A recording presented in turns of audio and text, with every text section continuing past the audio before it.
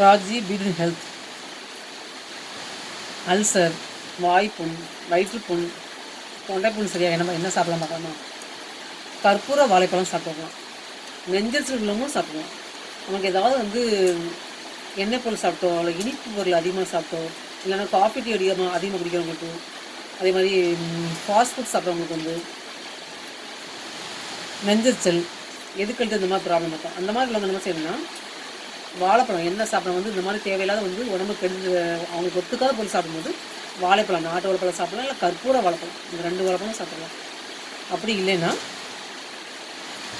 வெந்தய பொடி அதுவும் சாப்பிடலாம். இல்லைன்னா அந்த கற்பூர வாழைக்காயாக வாங்கி அதை பவுடராக்கி அது கூட பனங்கள் கண்டு சேர்த்து ஏலக்காய் கொஞ்சம் பொடிச்சு வச்சுக்கலாம். ஒரு பீஸில் 2 பீஸ் போட்டுக்கலாம். பொடி பண்ணி வச்சுட்டு அதை ஒரு 2 நாளைக்கு வந்து 3 நாளைக்கு வந்து சாப்பாடு தேவையில்லாத சாப்பாடு உடம்புக்கு ஒத்துக்காத போய் சாப்பிடும்போது இதையும் சாப்பிட்டதுக்கப்புறம் சாப்பிட்டுக்கலாம். என்னோடய சேனல் லைக் பண்ணி சப்ஸ்கிரைப் பண்ணுங்கள். Raji beetroot health. மேலும் ஒரு வீடியோவில் பார்க்கலாம்.